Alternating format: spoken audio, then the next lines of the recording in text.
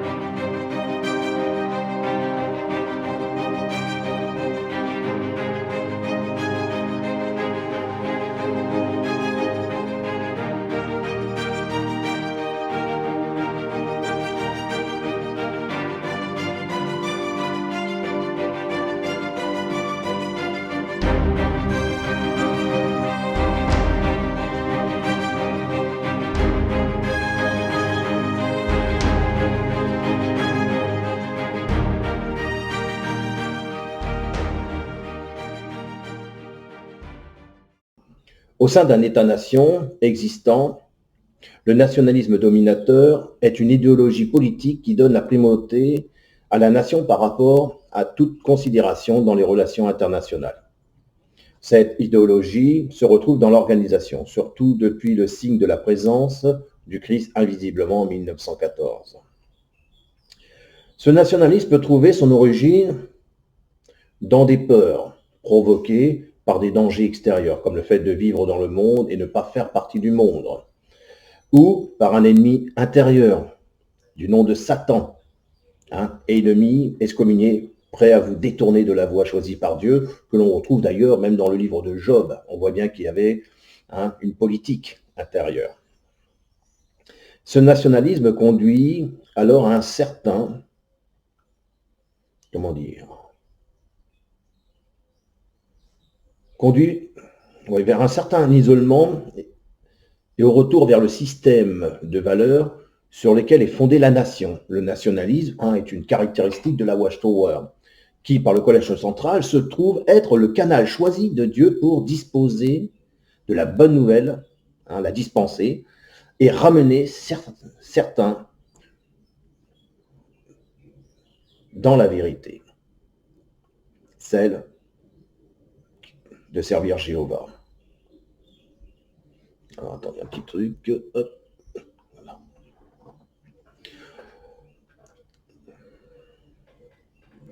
Alors, lorsqu'il découle d'une volonté de puissance, de grandeur et de domination, le nationalisme conduit alors vers un expansionnisme agressif. Ça peut être de l'impérialisme, du colonialisme, cherchant parfois une justification dans l'histoire même très ancienne. La fausse chrétienté, le système de ce monde et tous ses gouvernements en voie de disparaître pour laisser place au royaume de Jéhovah, puisque cet impérialisme et ce colonialisme se fait par la fausse chrétienté, se fait par, par les gouvernements qui essaieraient d'imposer à nous, témoins de Jéhovah, une autre politique, réécrire une certaine histoire et non pas celle de Jéhovah.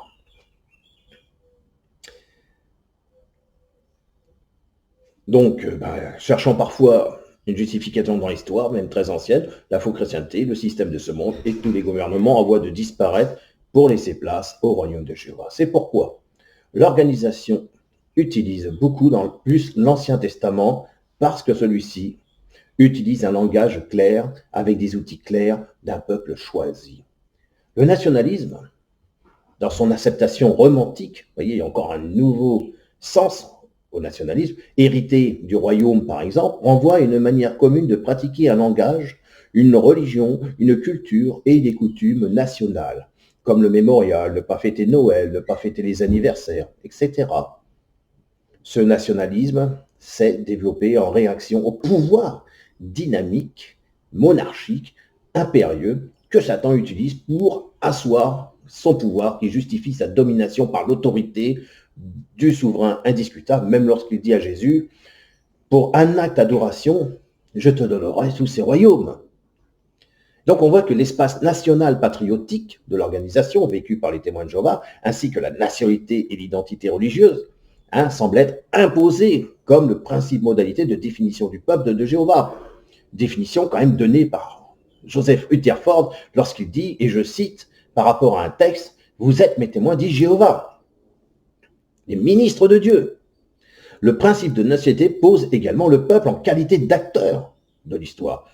Elle se retrouve dans leurs œuvres.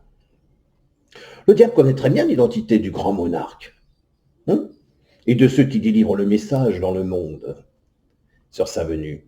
Nous allons revenir sur la présence du Christ. Pourquoi, depuis 1914, nous continuons le mémorial, le socle immuable aussi bien de la religion évangélique Watchtower que de l'identité internationale chrétienne. L'évangile n'est qu'un commentaire de la Bible et n'en altère pas le fond. N'oublions pas, Charles Russell et Rutherford, quoique évangéliques, sont issus de la judéité. Il est donc compréhensible que des témoins de Jéhovah se sentent issus de cette histoire. Nous appartenons à Dieu, en somme, à sa création. Quelle que soit notre destination finale, eh oui, le dominateur peut aussi dévier vers un nationaliste romantique. Là, c'est intéressant, sur lequel s'appuie la Watchtower.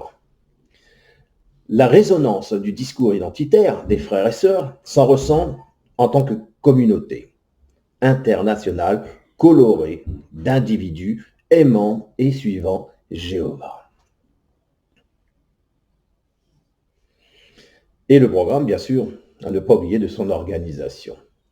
Je reconnais également les nuances de langage entre le nationalisme libérateur venant de Jéhovah, qui est une politique d'amour avant tout, ainsi que celui de sa politique dominatrice, puisque Dieu est un Dieu jaloux, mais aussi que le nationalisme romantique est le plus durable, puisqu'il est dans le prolongement des Lumières de 1789. Et donc, ce nationalisme romantique continue d'accompagner dans une transformation importante ce que nous vivons actuellement. Comme nous l'explique le Collège central, une fois par an, partout dans le monde, nous commémorons le sacrifice du roi Jésus. En effet, lors de la Sainte Seine, il a demandé à ses disciples, continuez à faire ceci en souvenir de moi. On le retrouve dans l'Évangile selon Luc, chapitre 22, verset 19. Alors, il est vrai qu'il prit aussi le pain, dit une prière de remerciement, le rompit et leur donna en disant, « Ceci représente mon corps, qui va être donné pour vous, continuez à faire cela en souvenir de moi. » Car toutes les fois que vous mangez, 1 Corinthiens 11, 26, car toutes les fois que vous mangez ce pain et que vous buvez cette coupe, vous continuez à proclamer la mort du Seigneur jusqu'à ce qu'il arrive. Alors pourquoi continuer le mémorial depuis 1914 puisque Jésus est-il présent? N'est-il pas présent invisiblement? Peut-on dire qu'il est revenu? Le mémorial est basé sur le sacrifice de Jésus et non sur sa résurrection. Répondant à la question des apôtres au sujet du signe de sa seconde parousie, ou présence si vous voulez, Jésus ne leur recommanda pas de diriger leur regard vers le ciel. Regarde, Jésus est de retour. Mais il leur donna un signe combiné grâce auquel ils pourraient reconnaître sa présence. L'effet notoire indique que ce signe est visible depuis 1914. N'est-ce pas vrai que depuis 1914, nous avons eu des guerres, des tremblements de terre, des épidémies et des famines dans une mesure jamais atteinte jusqu'à ce jour? Et n'est-ce pas depuis lors que des chrétiens ont été persécutés dans le monde entier? Moi, je dirais même avant, mais quand même à grande échelle aujourd'hui dans le monde entier, et que la bonne nouvelle du royaume de Dieu a été prêchée dans toute la terre habitée.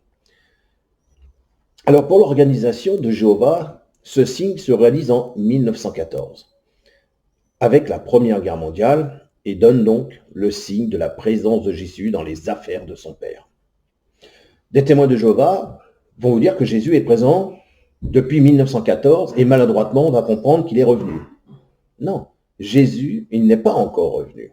Nous avons juste le signe de sa présence, qu'il se trouve proche de la terre et de son combat avec le diable. À la fin, il ne restera qu'un seul nationaliste. Donc, peut-on être nationaliste et royaliste du coup, puisque Jésus est roi? Il semblerait qu'il existe deux manières, et ça c'était Charles Maurras qui le disait dans un de ses ouvrages, il semblerait qu'il existe deux manières de devenir royaliste. Soit on part du haut, c'est-à-dire de la nation, puisque c'est la politique, la France est créée politiquement, on va dire, par une nation, et après des personnes sont venues s'y intégrer, soit par du bas, c'est-à-dire que dans d'autres pays, il existait des groupes d'hommes, et l'État s'est formé juste après. Donc c'est-à-dire des libertés. Autrefois, lorsque l'amour de la patrie ne se disputait pas, c'était le premier chemin qui était généralement suivi. Dieu a fait de chaque homme un roi. Il est son propre conseiller et son propre juge. Il y règne, aime et protège son pays. Il montre de la bienveillance et se sent appartenir à un peuple de compagnons et d'amis. En amour, on donne en espérant en retour.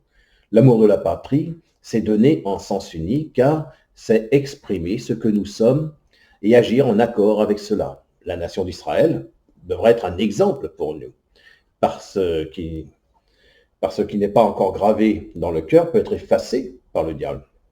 Voilà. Donc, qu'est-ce qu'il faut retenir? Eh bien, c'est que le nationalisme de la Watchtower, c'est cela. Elle veut montrer de la bienveillance, elle veut vivre entre personnes ayant une belle éducation, un vivre ensemble dans lequel on ne serait pas agressé, attaqué, où les gens s'épanouisseraient, amènerait des lois à leur épanouissement, on pourrait partager énormément de choses, sans s'inquiéter de savoir si on va être agressé, violé, s'il y a des pratiques de pédophilie et autres. On devrait pouvoir espérer une véritable justice. Voilà, donc on verra sur une prochaine vidéo ce que je pourrais encore amener comme solution s'il y en a. Voilà, moi je vous dis à bientôt pour la prochaine vidéo en tout cas. Au revoir. Et puis n'hésitez pas à vous abonner, à liker et à donner des commentaires. Merci.